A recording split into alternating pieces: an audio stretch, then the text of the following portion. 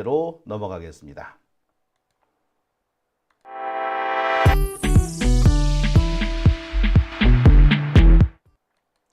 네, 오밤중 뉴스 함께하고 계십니다. 주코님, 권성동은 이재명 짝사랑 하나 봐요 라고 하셨어요. 네, 참 제가 웬만하면은 참 근데 참 제가 늘 말씀드립니다만 대구도 그렇고요, 경북도 그렇고 정말 거기서 열심히 투쟁하시는 분들 계십니다. 뭐 제가 일일이 말씀을 못 드릴 정도로 많은 분들이 계세요. 유시민 그 작가도 사실 고향이 대구잖아요. 그런 분들도 정말 열심히 거기서 투쟁하셨습니다. 노무현 대통령께서 국회의원 출마하실 그 무렵에 부산도 참 대구 같았거든요. 그런데 열심히 몇십 년을 쌓아오니까 결국에 바뀌잖아요. 많이 바뀌었습니다. 그래서 그곳에서 열심히 지금도 싸우고 계시는 분들이 계시기 때문에 제가 참 더 말을 못 하겠어요. 생각 같아서는 더 그냥 확 그냥 욕을 하고 싶은데, 아유 참, 거기 계신 분들, 거기서 싸우고 계신 분들, 그 힘든 와중에 완전히 포위당한 그런 상황 속에서도 기죽지 않고 싸우고 계신 분들이 계시기 때문에 그분들 생각해서 제가 여기까지만 하자라고 말씀드리고 싶어요. 예, 그죠? 네. 자, 오밤중의 뉴스 함께하고 계신 지금 시각 12시 정각 되겠습니다. 두 번째 주제는요, 헌재 얘기를 좀 해볼까 합니다. 이 정말 언제쯤 헌법재판소가 윤석열을 파면할까요? 정말 어처구니가 없어요. 온 국민이 TV로 생중계되는 그 내란 장면을 보았는데, 그랬는데 아직까지 결론이 나지 않았다는 거, 정말 개탄스럽습니다. 제가 여러 차례 말씀드린 바 있습니다만 나치 독일 그 히틀러를 죽음에서 건져준 사람들이 있었어요. 1926년인가요? 바이마르 공화국 때 민헨에서 나치, 그러니까 히틀러가 쿠데타를 일으킨 적이 있습니다. 당시 바이에른 주 정부, 민헨 주 정부, 바이에른이군요. 그러니까 바이에른 주 정부를 이렇게 딱 모아놓고서는 갑자기 그곳을 급습합니다. 나치 무장병력이 그 주정부의 주요 인사들이 모여 있는 곳을 급습해서 포위한 다음에 히틀러가 딱 가서 지금부터 임시정부를 수립합니다 라고 하는 그런 사태가 있었어요. 그래서 그 주정부의 주요 인사들을 감옥에 투옥하고 자기 편이 될 만한 사람들을 경찰청장, 뭐 참모총장 막 임명하고 한마디로 쿠데타를 일으킨 거예요. 이거 사형이잖아. 그런데 히틀러 얼마 지나지 않아서 석방됩니다. 감옥에서도 그렇게 호화롭게 살았다고 해요. 당시 그 판결을 내린 민헨 판사들, 그들 중에 상당수는 히틀러한테 쫄아 있었다고 합니다. 요즘 헌법재판소의 이 태도를 보면 당시 히틀러한테 겁을 먹어서 히틀러를 처벌하지 않았던 그 민헨의 판사들이 생각이 납니다. 아니, 그들은 무서워서 그랬다 치고 이들은 뭐 무서워하는 거 없는 것 같아요. 너무나도 뻔뻔스럽지 않습니까? 이렇게 시간을 질질 끌고 있는 동안에 대한민국이 주저앉고 있습니다. 나라 경제가 박살나고 있어요.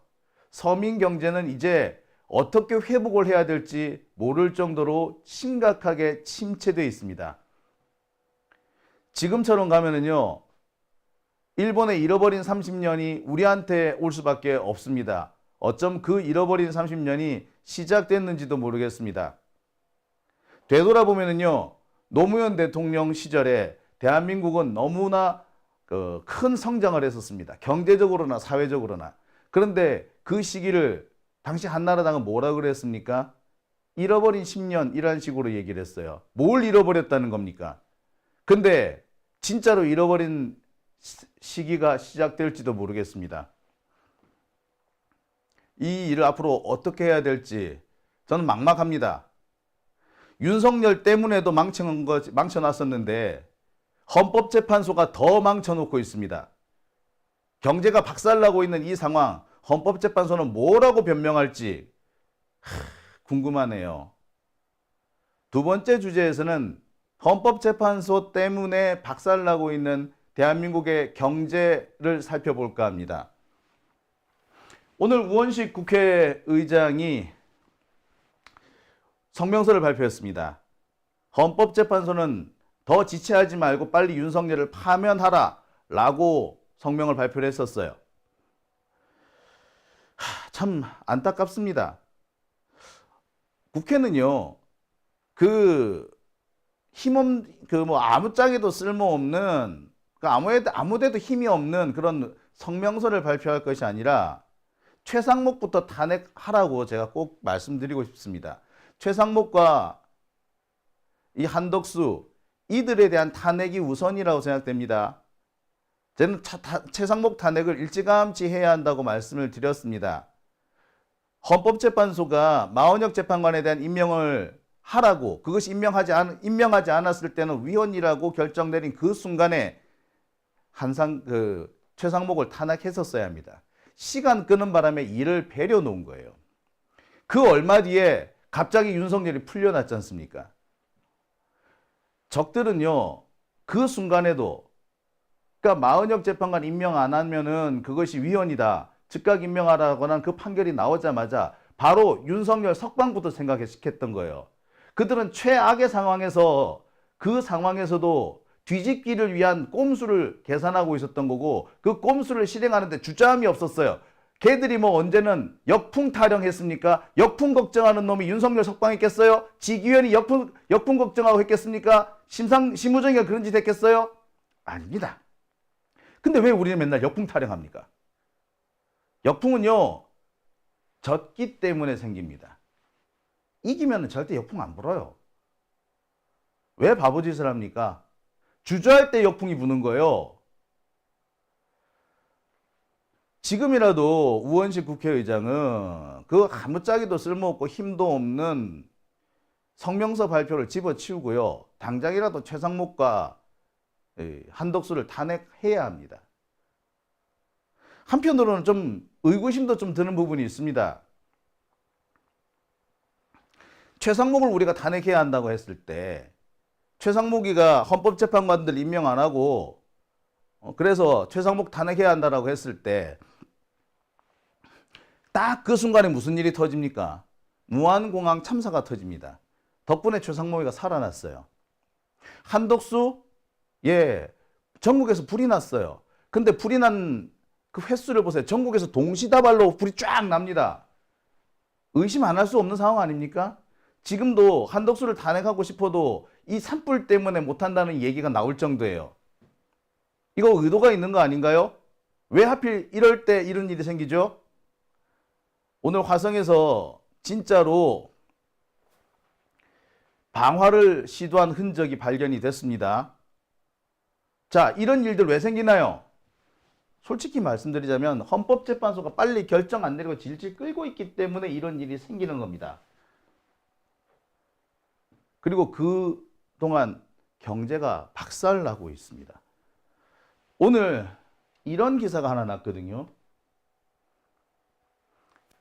한국일보 기사인데요.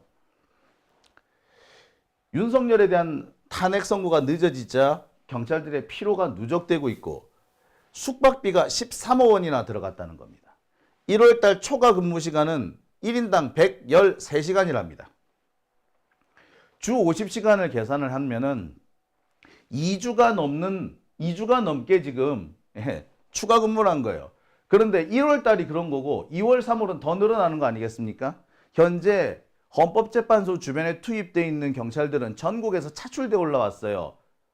비번도 없고 휴식도 없이 계속 돌아가고 있습니다.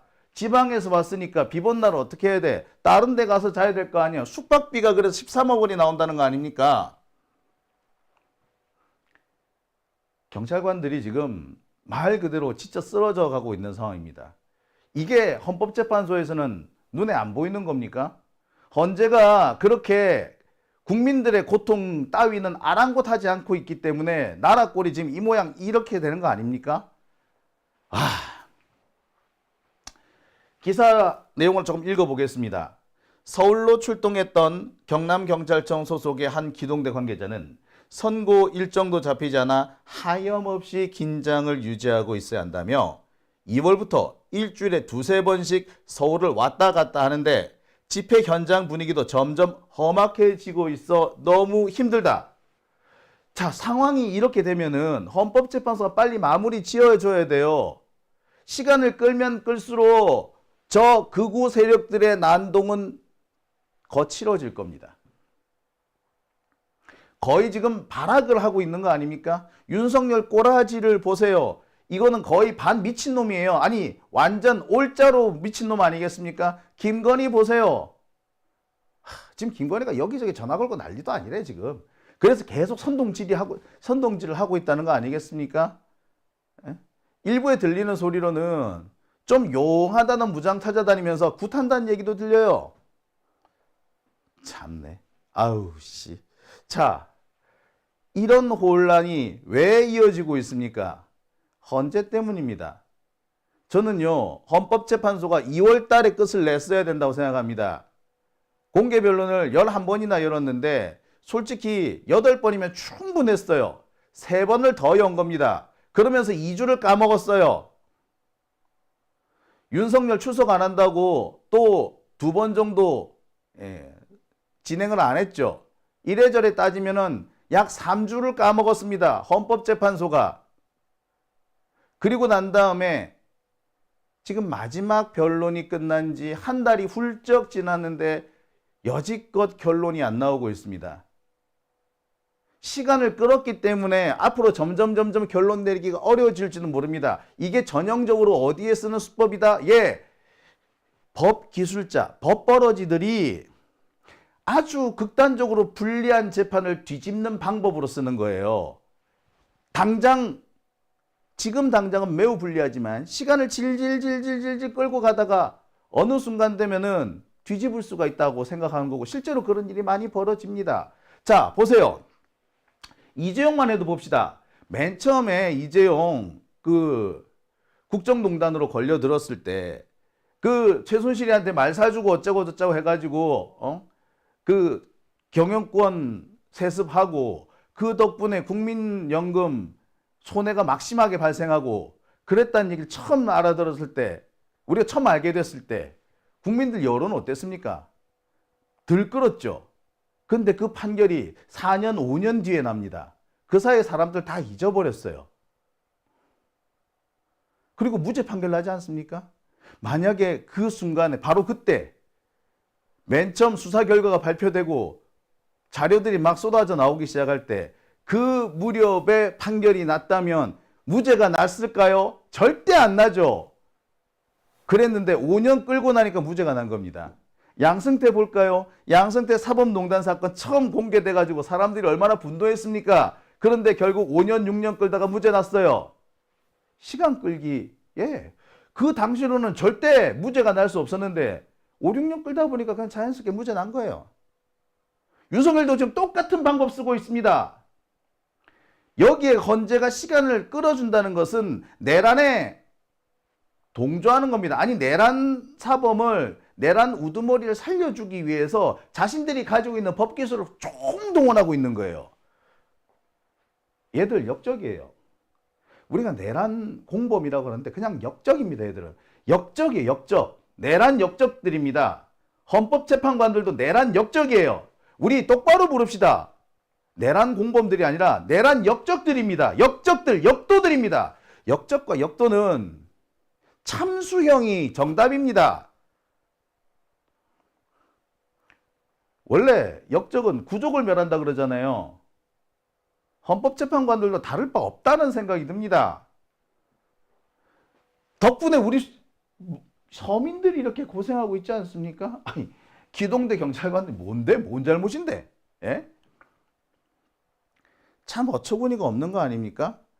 자, 경찰들만 이렇게 필요한 거 아닙니다. 우리 시민들 다 힘들어요. 지금 소비가 줄어가지고 엉망이지 않습니까? 계엄 이후에 카드 사용량이 평소 때에 비해서 20%가 줄었다고 합니다. 예, 카드 사용량이 20%, 매출이 20% 줄었다는 얘기예요. 요즘 우리나라가 거의 대부분 현금 안 쓰고 카드 쓰잖아요. 카드 사용량이 줄었다는 것은 매출이 20% 줄었다는 얘기가 똑같습니다. 매출이 20% 줄어가지고 살아남을 수 있는 자영업자 몇 명이나 있습니까? 없어요. 그러니까 곳곳에서 문 닫는 자영업자들이 천지 아닙니까? 지금 장용진 TV가 입주해 있는 이 건물에도요, 최근 두어 달 사이에 카페 두 곳이 문을 닫았습니다. 둘 다 새롭게 문을 열었던 곳이었거든요. 그런데 문 닫아버렸더라고. 다 치워버렸어. 야, 뿐만 아닙니다. 미용실 하나도 들어와 있었는데 그거 6달 만에 문 닫고 나가버리대. 장난 아니에요. 이 주변까지 한다면 지금 텅텅 비어있는 상가들은 물론이고 들어와 있던 상가들마저 망해서 나가는 게 지금 거의 뭐 몇 개, 하루에도 한 개씩 나타날 정도예요. 상황이 이러한데 헌법재판관들 지들은 월급 따박따박 나오니까 그러고 있는 거 아닙니까? 와,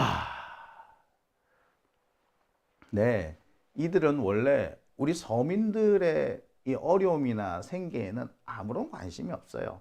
아니, 모르지?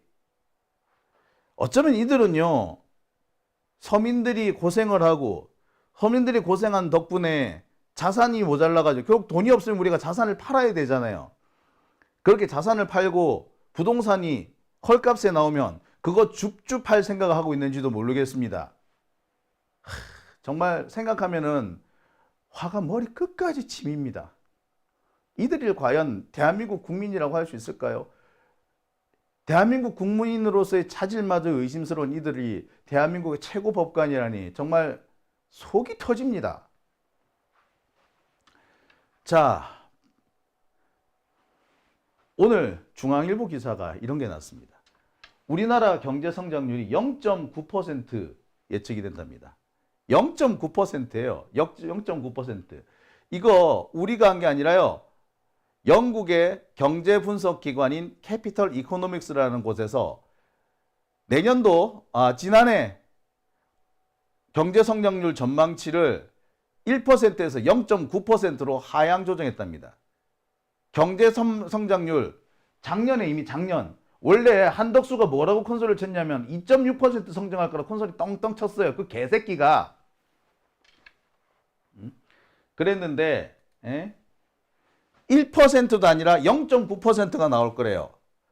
다른 기관들이 1.4, 1.4, 1.2 이렇게 성장률을 낮췄는데 여기는 더 극단적으로 낮춘 겁니다. 0.9%.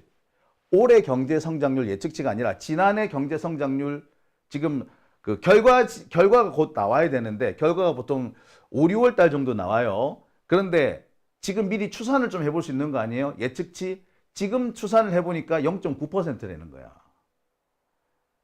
윤석열의 그 계엄 때문에 나라 경제를 이렇게 말아먹은 겁니다. 0.9%래요.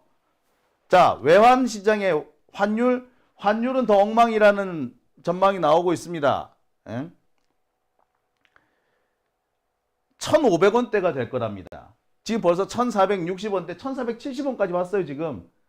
어제 잠쯤 내려갔다가 오늘부터 1,470원이 됐어요. 겨우겨우 아마 외환시장에 개입을 한 것 같은데 그래서 1,460원대로 내려왔습니다만 매일같이 1,470원, 80원 올라갔다가 시장 개입으로 내려왔다가 하는 일이 반복되고 있어요. 그런데 언제까지나 버틸 수는 없을 거고 1,500원대가 될 수밖에 없을 것이다라는 전망 나왔습니다. 뿐만 아닙니다. 코스피는 2,200이 될 거랍니다. 코스피 2,200. 지금 현재 우리나라 경제 전망이 이렇게 어둡게 나왔습니다. 다 윤석열 내란 때문이잖아요. 그 내란이 빨리 진압되지 않기 때문 아닙니까? 그런데 헌법재판소는 정말 뭐 하는 겁니까? 와, 진짜 미치고 팔짝 뛰겠네. 헌법재판소는 지들은 뭐 월급 나오니까 상관없다는 거고 지들은 뭐 끝나고 난 다음에 뭐 전관 예우 받으면서 변호사 해도 될 것 같으니까 괜찮다는 얘기인가요? 와, 정말 해도 해도 너무하는 거 아닙니까? 1,500원대가 되면요, 우리나라는 가만히 앉아서 국민소득이 줍니다. 훅 줄어버릴 거예요. 코스피 2200? 진짜. 문재인 대통령 시절에 우리가 3,000 이상 넘어갔지 않습니까? 그거 다 까먹은 거예요. 윤석열이가 3년 하는 동안 나라를 망쳐놨다고. 그리고 막판에 계엄령 하면서 모든 것이 몇 년 전으로 다 돌아가 버렸습니다. 겨우 우리가 코로나 극복하고 성장 다시 재개하기 시작했던, 그때로 돌아가 버렸습니다. 아니, 정말 답답한 거는요, 그 조중동 적폐 언론들이야, 코로나 때 경제 성장 줄었다고 나라 당장 망할 것처럼 개지랄 떨지 않았습니까? 환율이 1,100원에서 1,200원 됐다고 당장 나라가 망할 것처럼 설치지 않았나요? 근데 지금 1,500원이 돼가고 있는데, 이들은 그 어떤 곳에서도 문제가 있다, 큰일 났다는 소리 안 합니다.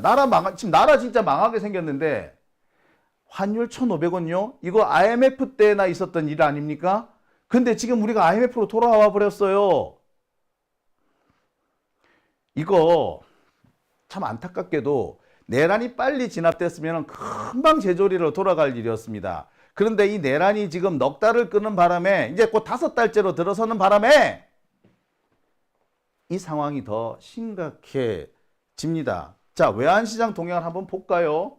자, 3월 23일, 3월 25일, 3월 26일, 3월 27일. 오늘, 어제, 그제.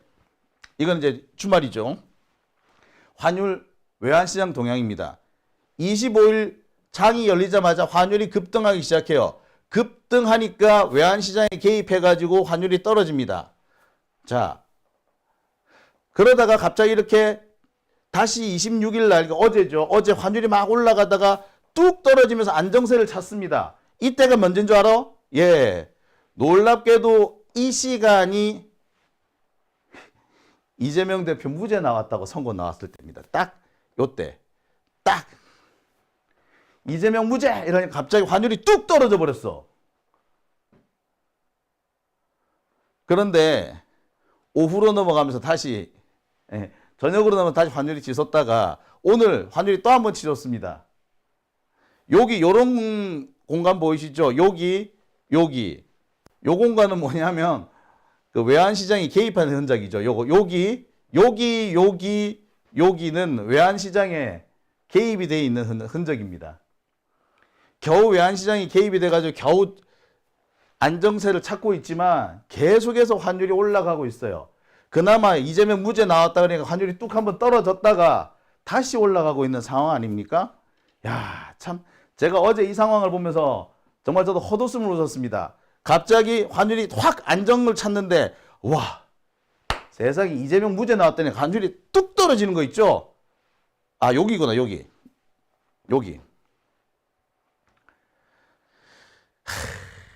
여러분, 이렇습니다. 지금 외환시장이 이렇습니다. 보세요. 여기 이재명 무죄 선고 나왔다니까 환율 뚝 떨어지는 이 시점, 이 상황, 이 현상을 보세요.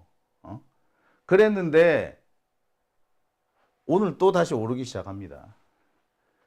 내란 세력이 진압이 되면은 우리나라 환율 금방 정상을 찾을 겁니다. 주식시장도요, 다시 안정을 되찾을 겁니다. 주식시장 동향 한번 볼까요? 자, 주식시장 동향입니다. 참 제가 보면서 깜짝 놀랐는 건데, 이게 이번 최근 한 석 달 동안에 최근 한 달 사이에 있었던 일입니다. 자, 주식시장이 갑자기 뚝 떨어지죠. 이때가 언제? 한덕수 탄핵 기각됐다고 하는 그날입니다. 그리고 이재명 무죄 선고됐을 때 이렇게 주가가 이렇게 치솟습니다. 상황이 이래요, 지금. 이재명 무죄 선고됐다니까 갑자기 주식이 확 코스피가 치솟았어. 한덕수 기각됐더니 코스피가 확 떨어졌어. 지금 이제 우리나라 주식시장도 이렇습니다. 자, 이거는 뭐 최근의 동향을 좀 정리한 건데, 자, 이 보십시오. 주식이 뚝뚝 떨어졌을 때와 치솟을 때, 떨어졌을 때, 치솟을 때 이렇게 정해져 있죠. 자, 여기를 한번 볼게요. 이때가, 자, 요때가 다 보면은 한덕수 기각되고 이럴 때는 다 주식이 떨어져요. 그러다가 안정 찾을 때는 오늘처럼 이렇게 이재명 대표 무죄 선고 나다든지 이럴 때 되면 주가가 딱 오릅니다.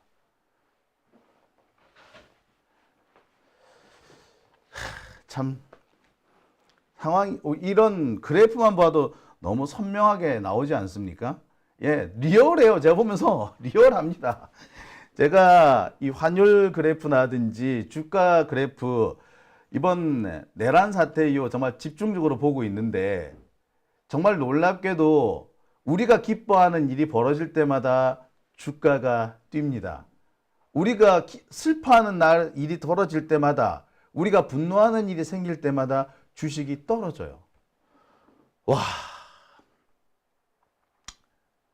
이런 상황을 보면서 소위 말하는 글로벌 스탠더드가 어디에 있는지 선명하게 드러나지 않는가라는 생각을 해봅니다. 그리고 이런 그래프만 보더라도 헌법재판소가 어떤 결정을 내려야 하는지 너무나도 정확하게 뭐 더 말할 필요가 있어요? 말하면은 입만 아픈 거 아닙니까? 이거는 결국에 왜 이런 그래프가 나오느냐? 윤석열을 탄핵하는 거, 윤석열을 내쫓는 거, 이게 상식이기 때문입니다. 전 세계 사람들 눈에 볼 때도 윤석열 같은 이런 쿠데타, 내란 역적들은 감옥에 보내는 게 맞거든. 근데 이 내란 역적들이 감옥에 가지 않는다면은 전 세계가 대한민국을 뭐라고 보겠습니까? 내란 역적이 떡하니 권좌에 복귀하는 모습 보아보세요. 전 세계가 대한민국을 뭐라고 보겠습니까? 예, 삼류 국가로 봅니다.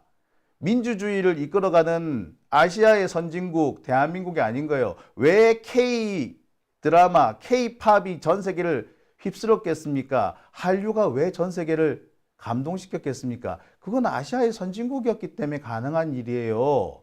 그런데 쿠데타가 일어나고 쿠데타를 저지른 놈이 권좌에 복귀하고 그런 삼류국가의 드라마를 누가 봅니까? 안 보지. 그런 삼류국가의 가수들이 전 세계 어딜 가서 활동할 수 있겠습니까? 활동 못해요. 대한민국이 이제 그러면 뭘로 먹고 삽니까? 앞으로 대한민국을 먹여 살릴 수 있는 산업은 솔직히 말하자면 문화밖에 없어요. 지금 AI 하는데 AI의 가장 큰 핵심이 뭔 줄 아십니까? 인간에 대한 이해거든요. 인간에 대한 이해, 한국적인 시각에서 인간에 대한 이해, 이런 것들을 펼쳐야지 AI도 발전하고 IT도 발전하고 다 발전하는 겁니다. 그런데 내란 일어나고 쿠데타 일어나는 이런 나라 아이고 AI 같은 소리 하고 있네 여러분 태국 한번 보실까요?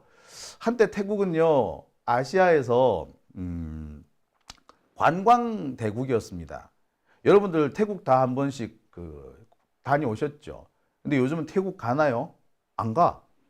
요즘 태국에 여행 간다는 얘기 잘 없죠? 태국에 여행 언제부터 안 가게 되느냐? 2000년대 초반인가 태국에서 쿠데타 한번 났었죠? 그 이후부터 안 가요. 그렇습니다. 예. 태국의 쿠데타는 태국의 정치, 군사, 외교 측면에서도 아주 악영향을 미칩니다. 태국은 동남아시아에서 가장 대표적인 친미 국가였고 미국의 동맹국이었습니다. 그런데 쿠데타 이후에 미국이 태국에 무기를 안 팝니다. F-16도 안 팔아. F-35 원래 태국이 공동개발 국가로서 F-35를 첫 구매할 그런 나라였습니다. 그런데 미국이 F-35 태국에 안 팔기로 했어요. 그래서 태국이 어쩔 수 없이 뭐 샀는 줄 아세요? 스웨덴의 그리펜 전투기라고 그걸 샀어요. 근데 이 그리펜 전투기가 우리나라의 KF-50에도 발린다는 거 아니야. KF-50, 그 경전투기에도 발린다는 거 아닙니까? 그래서 태국이 부랴부랴 KF-50을 사네, KF-21을 사네, 이런 얘기를 한답니다. 네. 왜 그렇게 했어요? 미국으로부터 버림받았기 때문이거든. 왜 버림받았느냐고? 쿠데타 때문에. 근데 이 상황이 대한민국에서 또 나오는 거예요. 딱 우리도 딱 그걸 나는 거야, 이제. 이걸 보면은 윤석열을 어떻게 해야 되는지 뭐 결론 난 거 아니에요? 근데 헌법재판관들은 글쎄 그걸 모르는지 알면서도 무시하는 건지 아니면 자신의 이익이 매달려 있기 때문에 또는 자기 집단의 이익이 있다라고 생각하기 때문인지 모르겠습니다. 제가 늘 말씀드립니다만 이런 상황, 그러니까 우리 사회의 우리 대한민국이라는 공동체가 번영하기 위해서는 어떻게 해야 한다, 사법부는 어떤 결론을 내려야 한다 라는 뭐 이런 문제가 대두될 때마다 우리나라 사법부는 기대되는 해야 될 일이 아니라 하지 말아야 될 쪽으로 방향을 트는 경우를 많이 봤습니다. 이번에도 비슷한 것 같아요. 그것은 대한민국이라는 공동체의 이익이 아니라 자신들이 속한 기득권층의 이익을 우선시하기 때문에 생기는 걸 겁니다. 달리 말하자면 우리나라에서 그 사법부의 고위층이라고 하는 사람들, 나름 우리나라 최상류층이라는 사람들이 공익이라는 어떤 최소한의 기본적인 소양조차도 갖추지 않았다는 거죠. 그냥 자신들의 사익을 위해서 움직이고 있는 그런 이익 집단에 불과하다는 뭐 그런 결론이 아닌가 저는 생각을 해봅니다. 자, 상황은 점점 악화되고 있는 것 같은데요. 이런 분위기는 다른 경제 지표로도 그대로 드러나고 있습니다. 소비자 기대 심리라는 게 있어요. CSI라는 건데 이번 3월 달에 발표된 CSI 지수가 엉망진창이라고 합니다. 1월, 2월에 조금 회복이 됐었는데 3월에 다시 바닥으로 떨어졌다고 합니다. 지금 역대 이보다 낮았던 적이 없었다라고 합니다. 최악의 상황으로 가고 있고요. 심지어 향후 경기 전망에 대한 CSI, 경기 전망 CSI는 70으로 떨어졌다고 합니다. 70이면은요, IMF 때랑 똑같아요. 제가 기억하기로 IMF 때 68인가까지 떨어졌었거든요. 그 수준으로 떨어진 겁니다. 앞으로의 우리나라 경기를 아주 어둡게 본다는 거죠. 경기 전망 지수가 70이 나왔다는 것은 앞으로 우리나라의 경기가 어두워질 것이다. 앞으로 경기가 안 좋아질 것이다 라고 전망하는 사람이 130명 정도 되고 좋아질 것이다 라고 생각하는 사람이 70명밖에 안 된다는 얘기인데 2배 이상 경기 전망을 어둡게 본다는 거죠. 1월, 2월에 회복되던 경기 전망이 3월 달 들어서 왜 이렇게 됐겠습니까? 네, 바로 헌법재판소 때문인 거예요. 헌법재판소가 시간을 질질 끄는 데다가 윤석열이 살아올지도 모르겠다 이런 전망들이 나오니까 아이고 큰일 났다 라고 하는 겁니다. 왜 이런 전망이 나올 것 같아요? 아니 윤석열이 살아 돌아오는 거하고 경기가 어두워지는 거하고 무슨 관계가 있죠? 있습니다. 밀접한 관계가 있죠. 우리나라의 주 소비층이 연령대가 어느 정도 될 거라고 생각하십니까? 주 소비계층. 네, 30대부터 50대까지입니다. 30대부터 50대가 주 소비층이에요. 특히 20, 30대 여성의 소비가 많다고 하죠. 지금 현재 우리나라 경제 성장을 이끄는 주된 소비층이 20대, 30대 여성이라고 합니다. 뭐 40대 초반 여성까지 포함해서.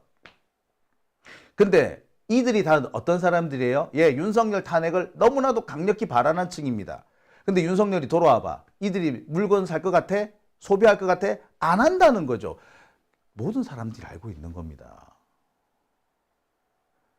경제를 살리려면 윤석열을 탄핵해야 한다는 거죠. 그런데 헌법재판관들은 뭐 하고 있는지 모르겠습니다. 시간 질질 끌고 있는 사이에 나라 경제가 엉망진창이 되고 있는데요. 뭐 거창하게 경제 지표니 뭐 주식시장 동향이니 외환시장 동향이니 따지고 볼 필요도 없어요. 당장 지금 탄핵 국면이 길어지면서 문 닫는 가게들이 속출하고 있어요.